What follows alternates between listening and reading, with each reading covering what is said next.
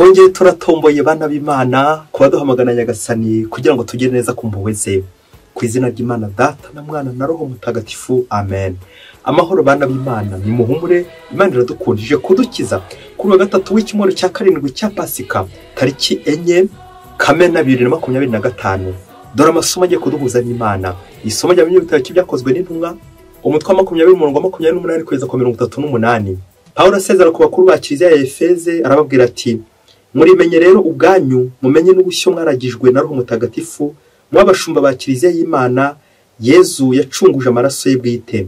Nzi neza ko nimara kugenda muzinjirwamo n'ibirura by'ibihubuzi bitazababarira n'ubushyo, ndetse no muri mwe hazaduka abantu bavuga amagambo y'ibinyoma azatuma bigarurira abigishwa. Murabe maso rero, mwibuka ko mu myaka 3 yose ijoro n'amanywa ndetse no mu marira ntatuje kuburira buri muntu muri mwe.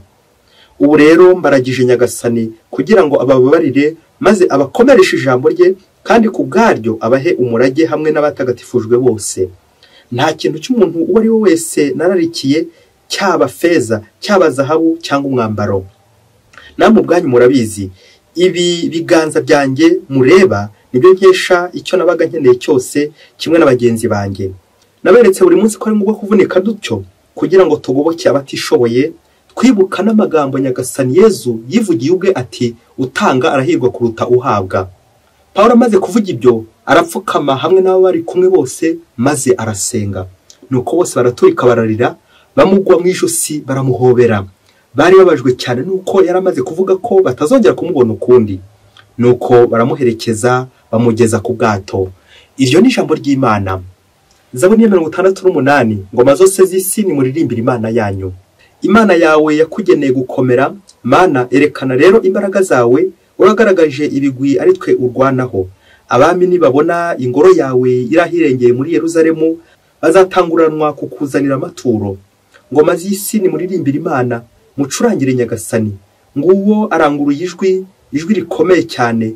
Ubasha ni muharira Imana. Mana, aho uri mu ngoro yawe uhorana icyusa.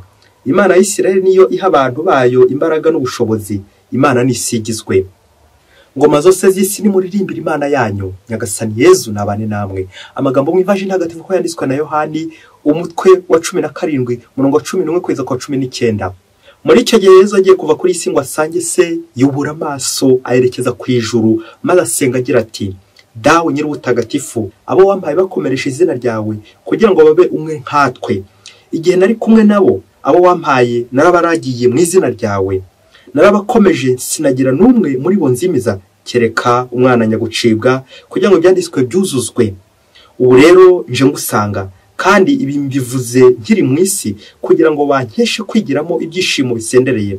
Nabagejejeho ijambo ryawe, maze isi irabanga, kuko atari ab'isi nk'uko nanjye ntari uw'isi. Singusabye kubakura ku isi, ahubwo ndagira ngo ubarinde ikibi. Sabisi nk'uko nanjye ntari uw'isi, batagatifurize mu kuri. Ijambo ryawe ni ukuri. Nk'uko wantumye munsi, nanjye niko nabatumye ku isi. Kandi nakwiyeguriye ubwanjye aribo ngirira, kugira ngo nabo babe abakwiyeguriye mu kuri. Iyo ni Ivanjili ntagatifu. Bayoboke b'Imana, nimugire amahoro. Aha tugeze ni kuri buri munsi. Nyagasani, uhe abayoboke bawe bagiye gutambuka aha kuri buri munsi, ubagwirize neza yawe. Nyagasani, utabara abantu bose bari kure yawe, ubagwirize neza yawe buri munsi. Garura abagiye kure yawe, wongere ubahuze mu bumwe, ubatagatifuze ku neza yawe. Nyagasani, tabara ingo nyinshi ziri gusenyuka. Tabara Nyagasani abakwiyeguriye, abihaye Imana. Abo bose Yezu mwiza, wongere ubafashe bakomere ku isezerano bakugiriye. Komeza isezerano Nyagasani abashakanye. Ingo nyinshi ziri mu marembera, zimwe ziri gusaba gatanya, izindi ziri kure yawe Nyagasani. Abo bose ubagereho, ubahumurize, maze ubereke ko bagomba kumwe, kugira ngo bungumwe nawe Yezu mwiza. Nuko buri wese umugereho, maze umwe gukomera ku isezerano mwagiranye buri munsi. Amen, amen, amen. Mu rurimi rw'Ikilatini hamwe amagambo iyo bashyizeho icyo cyungo neza ibintu birahinduka. Ni icyungo bita cum, avec, ibintu birahinduka. Urugero bavuga ngo comprendre, ni ijambo ry'Ikilatini rivuga ngo cum capere, ikavuga ngo ni ugufata capere, cum ugakomeza. byumvikane nyine wafashe ariko urakomeza no gukomeza cyane, ni ibintu biba bikomeye cyane. Muri aka kanya rero hari irindi jambo rigiye kuza ryitwa consécration. Consécration naryo ni ijambo ribyibushye cyane rikomeye cyane k'umusacere.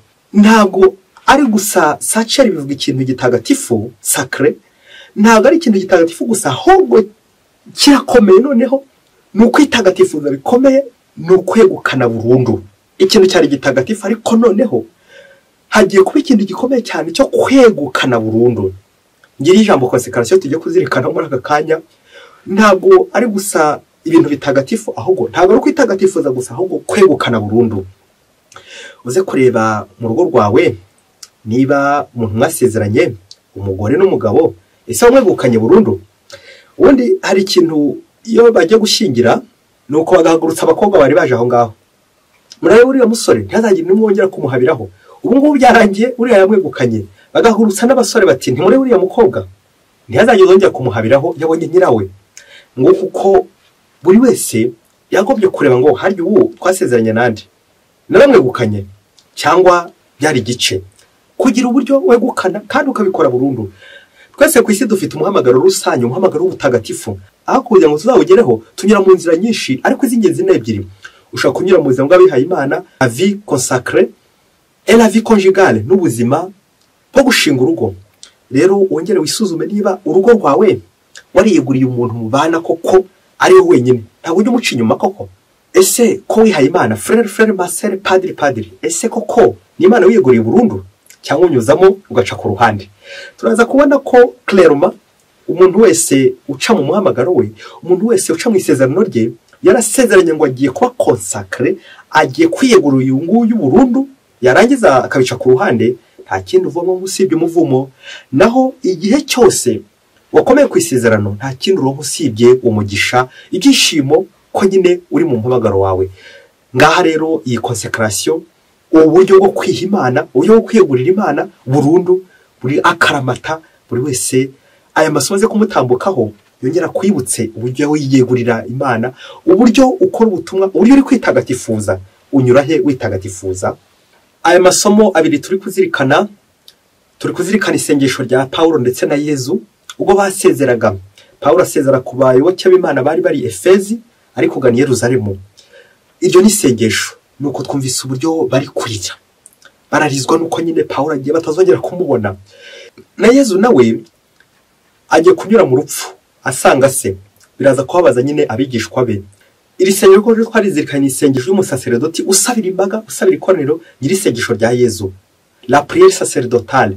Muri iri sengesho twatangiye mutwe wa 17 y'ivanjiri ya Yohani, hagarukamo inshinga enye zitwereka uburyo tugomba kwegukira Imana burundu. Nta kindi tubangikanyije nacyo.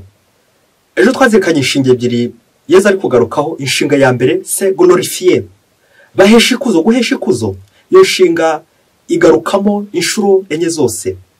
Inshinga ya kabiri ni donner, bahe, guhesha ikuzo. Iyo nshinga igarukamo inshuro 10. Uyu munsi noneho twabonye izindi nshinga ebyiri nazo zigaruka muri isengesho rya gisaserdoti. Garde, baragire mu rukundo, ubakomeze. Iyi nshinga iragaruka inshuro 3. Inshinga ya kane ni batagatifuze, ya yindi consécration, bikavuga nanone sanctifier, sanctification, kubatagatifuza. Dore ko nta muntu wakwegera nyiri ubutungane ari nyiri umwanda. Dusabe nemo kwitagatifuza kugira ngo twegere Imana buri munsi. Aho twavuze ino nshinga consacré, consécration, ntabwo ari kwitagatifuza gusa, ahubwo ni ukwegukana, ni ukwiyegurira Imana burundu. Niyo mpamvu uzabona twaje mu kiliziya turi imbere ya ritari, ni ukugira ngo twiyegurire Imana imbere y'ikoraniro rigari. Ni ukugira ngo buri wese y'amasezerano agirana mu gushyingirwa, y'amasezerano ajyana mu sacerdoti, y'amasakamento abera duha ubutumwa muri kiliziya, abera imbere y'ikoraniro, maze nawe uzirikane ko uwo muhamagaro ugiyemo atari ku bwawe, ahubwo ari ukugira ngo ugirire abandi, witagatifuze kubera bo. C'est pour que je me consacre, nibo ngiye kugirira. Ese ko washinze urugo hari undi wagiriraga cyangwa no kwikunda? Ese ko wihaye Imana hari undi uri kubigirira cyangwa wasanga ari kwikunda? Akenshi uzasanga iyo twikunda nibwo uzasanga bamwe bari gusandaza, nibwo uzasanga bamwe bari gusabira, nibwo uzasanga bamwe bari guteshuka, bari kuvangavanga. Kubera iki? wiyeguriye Imana, washinze urugo, hari inyungu ufitemo, hari inyungu ushaka kwikubira, kwa kwikunda nyine. Buryo wikunda biragoye ko nyine wakunda abandi, biragusaba ngo witange mu byo ukora byose kugira ngo unitangire abandi. Ese wihaye Imana hari abandi ugirira? Ni ingoma y'Imana, ni Yezu Kristo, no kugira ngo ugorore abandi, no kugira ngo wereke abandi ingoma y'ijuru. Kubera iki wihaye Imana? Iki kibazo niho kiza gukubaza uno munsi. Kubera iki wagiye muri umuhamagaro ntujye muri uriya? Ese ni ukugira ngo witagatifuze no gutagatifuza abandi? Twongere tuzirikane bya bindi twahereyeho, igihe cyose uzakomera ku isezerano ryawe ukitagatifuza nyine wiyegurira Imana burundu, nta kindi uzabona usibye umugisha. N'igihe cyose uzavanga ugateshuka ku isezerano ugahemuka ukaba umuhemu, nta kintu uzaronka uzavanamo usibye umuvumo. Hari ingo nyinshi ziri kwakira imivumo, hari imihamagaro myinshi abihaye Imana iri kwakira imivumo. Kubera iki? Icyo basezeranye n'Imana ntabwo ari cyo bakora. C'est pour que je me consacre. Uritagatifuza kubera ari bo, kubera imbaga y'Imana. Ngo umunsi umwe hirya kure cyane muri Afurika, umusore n'umukobwa barakundanye, barakundana neza, bishoboke ko bari batanye no gupanga uburyo bazabana. Igihe kiza kugera, umukobwa aza gutungura umusore, ngo aramubwira ati mva rero, nyuma yo kwitekerezaho bihagije, nasanze umuhamagaro wanjye atari gushinga urugo, ahubwo ngiye kuyiha Imana. Ubu rero ngiye kugenda, ngiye kujya mu babikira. Umusore arabisha cyane, arabara cyane koko. Gafora ikintu cyatumaga abisha, ati koko, aravuga ati koko ugiye tutaranaryamana na rimwe, ibi koko nzabisobanura nde? Wa musore ashakisha uburyo bwose baryamana arabibura. Iza kugera igihe wa mukobwa arigenda ajya mu bihaye Imana.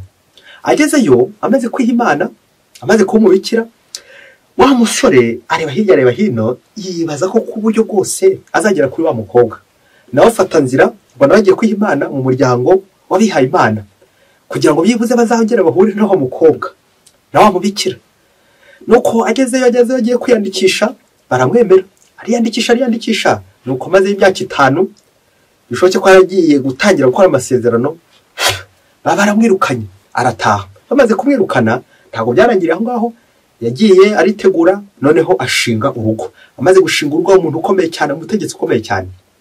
Iyo cyaje kugera, wa mukobwa wa mubikira aza gukenera ibyangombwa bituma ajya kwiga mu mahanga, kugira ngo ajye kunonosora amashuri ye nyine mu buryo bwo kwitagatifuza.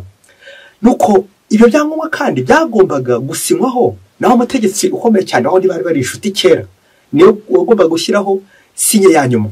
Ngaho natekereza iyi sene buri giye gukurikirana umukino buri giye gukinwa. Nuko amubikira araza nyine amusaba nyine ko yamusinyira kugira ngo agere gute ajye kwiga. Wa mutegetsi ukomeye ati reka ntibishoboka, urahitamo ibintu bibiri, urahitamo uwo umugore wanjye cyangwa tujye turyamana. Ati se ko mfite umuhamagaro wanjye nakurikiye, kandi nawe ukaba ufite umugore wawe, urumva ibintu biza kuvamo?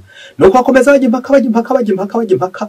Sinshaka kwirwa nkubwira uko impaka zasoje, sinshaka kwirwa nkubwira niba uwo mubikira azemera bakamusinyira ubundi nawe agasinya, sinshaka kongera kukubwira niba uriya mugabo azasiga urugo rwe ubundi narinjye kuvuga akegukana uriya mubikira Imana yaregukanye cyangwa yari yihaye Imana kuri buriya buryo muri uriya muryango.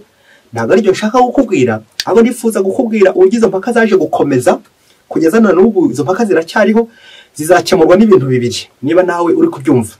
Izo mpaka zishobora kuzakemurwa nuko uyu mubikira azemera nyine bakamusinyira, ubundi agahitamo kimwe muri biriya, cyangwa uyu muyobozi nyine azabanza aveho kugira ngo umubikira ajye kwiga, cyangwa nanone umubikira nyine azabireke urugendo yaragiye gukora mu gihe nyine umuyobozi akiriho. Abayoboke b'Imana Yezu Kristo akuzwe, wari wagera mu nzira ugahura n'imitego nk'iyi bigakuvanga neza, ukabura uburyo uzabyikuramo. Ariko niba koko ari Imana ukorera kandi wiyeguriye, Nyagasani ukurikiye uzamukurikize, n'ubundi azaguha igisubizo cy'ibyo uzakora. Hari igihe utegura inzira ariko zitari zo z'Imana. Hari igihe Nyagasani ushaka kujya ibumoso kandi Nyagasani ashaka kujya iburyo. Reka rero no muri izo mpaka zose ukomeze ugera mu gisubizo cy'Imana, kuko Imana yacu ni Imana nyamana, ni Imana ituzi kandi tuzirikana buri gihe cyose. Iyo uyikoreye ntabwo ushobora kwikorera amaboko. Dufite ibibazo mu mihamagaro yacu byinshi, aho bamwe bashaka guta imihamagaro yabo bakajya gusabira abandi. Yasura isaruza byinshi ikazabura na bikisohoje. kugenda tuvanga tubonja nk'abari kubonja ikigage mu isoko. Buri gihe cyose ugahora ushaka kubonja ku muhamagaro w'abihaye Imana, ukabonja ku muhamagaro w'abashinze urugo, byose ukagenda uvanga. Uzajya uvuga uti uyu ni umuvumo ndi gukurura.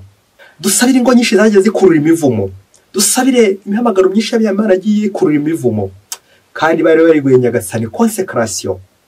Dusabine mu munsi wo gutavanga kugira ngo Nyagasani koko akomeze kuduhera umugisha mu butumwa yaduhaye mu muhamagaro wacu. Reka dusoreze ku bintu bine biza kugufasha kongera gutekereza nawe.